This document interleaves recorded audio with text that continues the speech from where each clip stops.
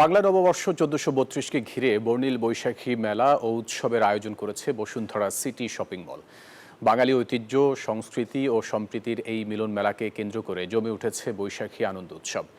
আয়োজন উদ্বোধন করেন বসুন্ধরা সিটির ডেপুটি ম্যানেজিং ডিরেক্টর ক্যাপ্টেন অবসরপ্রাপ্ত শেখ এহসান রেজা।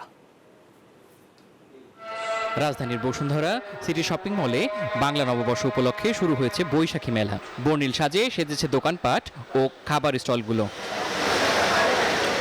হাওয়াই মিঠাই, বায়োস্কোপ, চুরির দোকান, ফুলের স্টল আর নানা ধরনের ঐতিহ্যবাহী আয়োজন মন কেড়েছে দর্শনার্থীদের। এবার প্রথম দেখতেছি, ঘুরতেছি, কিছু কেনাকাটা করছি, ভালো লাগছে।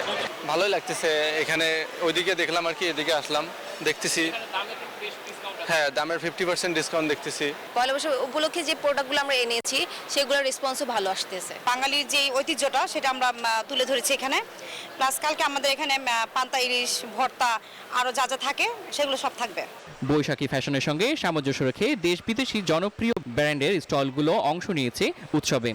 বান্ডেল থাকলে প্রতি সেনমানিতে টাকা বাঁচবে। বিকাশ সেনমানি বান্ডিল কিনে জিতুন প্রতি লেনদেনে। রোববার মেলার উদ্বোধন করেন বিসিডিএল ডেপুটি ম্যানেজিং ডিরেক্টর ক্যাপ্টেন অবসরপ্রাপ্ত শেখ এহসান রেজা। পয়লা বৈশাখ আমাদের বাঙালি ঐতিহ্যের একটি আনন্দময় উৎসব। আমরা সকলে মিলে এই উৎসব উদযাপন করে থাকি। এই উদযাপনকে আরও রঙিন করে তোলার জন্য বিসিডিএল ও বসুন্ধরা সিটি শপিং মলে অবস্থিত কিছু দেশি ও বিদেশি স্বনামধন্য ব্র্যান্ডের সহায়তায় আমাদের আজকের এই বৈশাখী মেলা।